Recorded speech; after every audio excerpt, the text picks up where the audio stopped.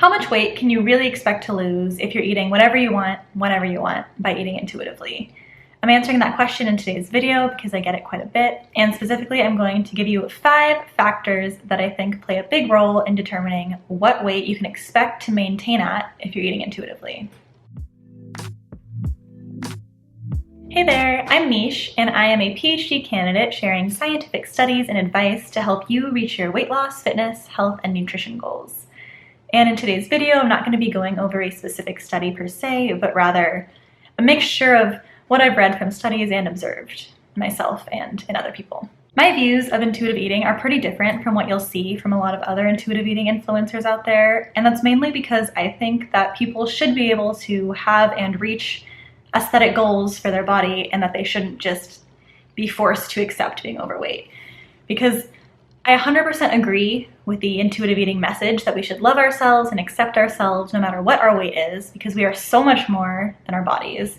But I don't subscribe to the common feeling among intuitive eating people that we should just accept where we're at so much that we don't even want to change at all, or don't even want to try or believe that we can change our bodies.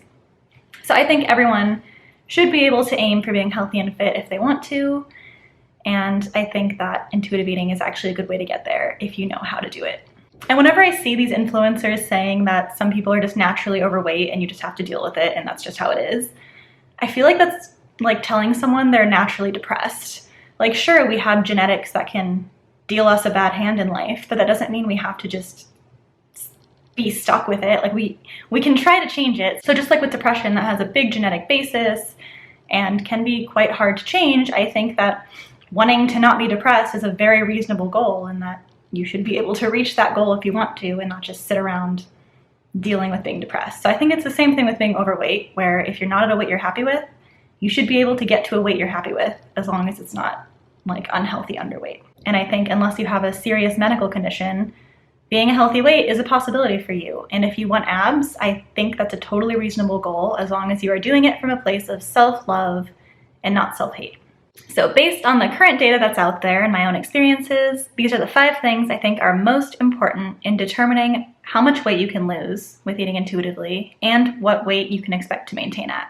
And the first, and I think most important factor in determining what weight you're going to be able to maintain at is how you use your hunger and fullness cues, and also how well you've learned your own hunger and fullness cues.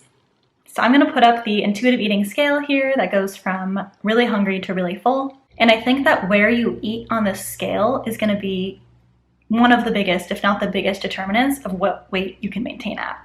So for example, someone who consistently eats out of 4 is probably going to maintain at a slightly higher weight or lose weight more slowly than someone who starts eating at a 3 on the hunger scale. And even more important than that, someone who stops eating at a 6 is probably going to maintain at a lower weight than someone who stops eating at a 7. So shifting along the scale is something that's pretty easy to do long term, just with like gradual incremental shifts. And I think that where you are on the scale is going to play a big role. I noticed this in myself too, where the times that I've been my lowest weights with intuitive eating have been when I've generally waited longer to start eating. Usually this is because I just was really focused on work and didn't want to eat until I was really hungry, because I was just really into it. Whereas these days I'm not quite as into work, because working remotely just isn't quite as thrilling. So I tend to start eating more at a 4, and I've gained a little bit of weight, but I've been lifting weights a bunch, so I don't mind, because it's been a very nice little mini bulk here. But point is, I think that where you maintain is going to shift along with how you use your hunger and fullness cues and when you choose to start eating and stop eating. So if you're finding that intuitive eating isn't working for you in terms of being able to maintain the weight you want to be at, you could try just ever so gradually shifting where you are on the scale. I definitely do not recommend letting yourself get to a 2 on the scale often. Like, do not let yourself get super hangry or start feeling really crappy. And then on the fullness side, I would aim for a 6 rather than a 7 or above. And so that's a really easy way to just kind of shift your intuitive eating in a non-obsessive, non-restrictive way to be more helpful with weight loss. And the second thing that I think is really important for determining what weight you'll be able to maintain, probably as important as the first one, is your diet.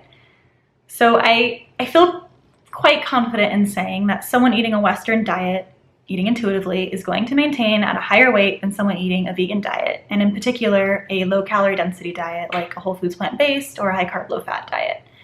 So I think where your diet is in terms of calorie density and in particular nutritional density is going to play a massive role in what weight you maintain at. Because it's been shown over and over again that when people are allowed to eat whatever they want, they will gain weight on a Western diet, but they will lose weight on a whole foods plant-based or a low-fat vegan diet. There's a bunch of studies on this. I've gone over quite a few of them on my channel here. So feel free to check those out if you want more details on that. And I do want to add the caveat that I don't believe in adhering strictly to any diet except for vegan diet for ethical reasons. But if you're eating a whole foods plant-based diet or a low-fat diet, I don't think you need to be 100% at all. Like, definitely let yourself have some vegan junk food when you really want it. But I think having most of your diet be one of these healthier, lower calorie density, higher nutrient density diets is going to make a huge difference in determining where you maintain and how much weight you can lose. So I promise we're about to get out of this territory of obvious ones you could have guessed. But number 3 is physical activity. So I think that your activity levels in life are going to be a big determinant in what weight you maintain at. And that's probably pretty obvious, but not necessarily for the reasons you're thinking. So exercise doesn't just burn calories, it actually also suppresses your appetite, which I'm gonna go over more in a future video, so stay tuned for that. I've already got that all planned. And with this, I don't just mean like vigorous exercise or exercising all the time. I think just something as simple as daily walks could actually make a big difference in what weight you maintain at. I specifically have a video on studies showing how good walking is for weight loss, so check that out if you're interested. So the first 3 factors I've shared have been based on studies almost entirely, but this 4th one is more of a personal observation, so do with that what you will. But I think a huge determinant in what weight you maintain at, and that definitely applies for me, is how absorbed you are in other things in your life, like how passionate you are about the things you're doing in your day and just generally how you're feeling about yourself in life. For myself, as an example, when I'm really in the zone with work or blogging or gardening, I often forget to eat until my body starts telling me I need food. And in particular, what I think is important is being in flow states pretty often. So this is a phenomenon that's commonly talked about in psychology research as a huge determinant of people's happiness and life satisfaction, is how often they are in a flow state.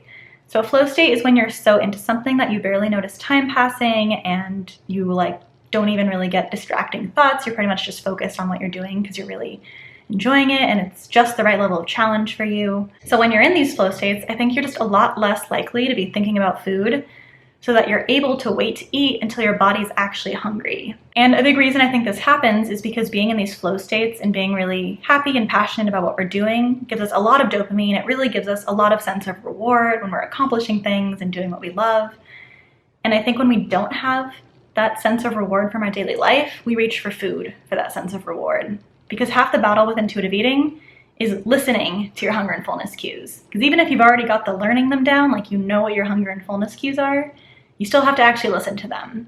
Because I feel like it's really easy to eat when you're at like a 5 on the scale. Like you're not really hungry, you're not really full. Well, it's lunchtime, might as well eat. And this has been actually happening a lot to me too, especially lately with working remotely. I just am much less likely to be really in the zone. And so sometimes I'll just eat because I feel like it, which you can allow yourself to do sometimes. Like the key with intuitive eating is to not be super strict with yourself on anything.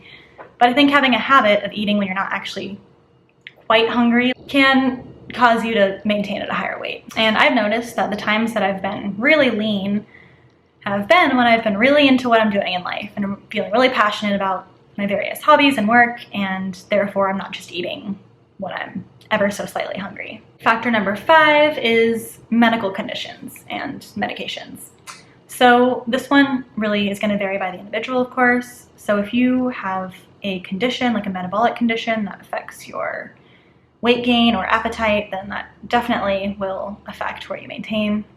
And the same thing with medication. So like if you're on antidepressants or ADHD medications, that can mess with your appetite signals. So it is tough, and I hope there's a solution for those situations soon. And also in this category is your genes, but I think it's very rare that anyone really gets such bad genes that nothing they can do can make them not be overweight. Because like 100 years ago, most people weren't overweight, and now over 2/3 of people are overweight, and people don't evolve that fast, so our genes don't change that fast. So even if you think that your genetics mean you can't lose weight or can't maintain at a low weight. I don't think that's true. And I'm actually gonna make another video on that. I've got that in the works. It's kind of marinating in my brain right now. And I'm gonna go ahead and throw in a little 6th bonus one here. And I think that's how often you listen to your cravings. So learning to balance when your craving is something you need in order to feel satisfied or when it's just something you kind of feel like. And I'm planning to make a full video on that too. So please let me know if you'd be interested in that video, as well as any of the other ones I mentioned. I have a lot on my to-do list right now for videos, but I'm feeling very inspired, so hopefully I'll get them all out soon. I've had this video on my mind for quite a while now, but I've hesitated in posting it because, like, I'm a scientist in real life. That's what I do full time. I publish papers, I publish theories of my own. And usually before I publish a theory, I like to make sure I've read like every single study on the topic, so I'm really incorporating all the data. And I've kind of taken that approach with YouTube for the most part. But I've decided I should try to be less of a perfectionist and just share my thoughts so far, even if they're not like a perfect finished theory. Hopefully you guys will bear with me if these tips change over time. I doubt they will much, but I just want to put that out there. So I will be updating this list if any studies come in that either add to anything I've said here or refutes anything I've said here. So I will keep my eye on the data so I can give you guys the most accurate information there is out there. This list is non-exhaustive, but I hope these were helpful for you in figuring out what you might be able to tweak if you have weight loss goals with intuitive eating or if it's just not working for you to be able to maintain the weight you want. Also, sorry about the constant changes in my filming zone. This house was supposed to be a very temporary rental for a few months while we looked for a house to buy. And for whatever reason, I painted the walls green-gray, so like every room is kind of a disaster for filming in here. But my office that I usually film in is too hot this time of year because the AC barely gets there, so here I am in my very cluttered kitchen. Sorry. But hopefully we will be settled into our new home soon, and then I will have a dedicated filming spot, which I'm very excited to set up. Please let me know if this was helpful for you, if there's anything you have more questions on, or if you just have any thoughts of your own or reasons of your own to add. I'd love to hear it, so please comment below. And if you haven't already, please subscribe and hit the notification bell to stay updated. And if you're feeling extra generous, I always really appreciate likes and shares. So yeah, thanks so much for watching, and I will see you next time.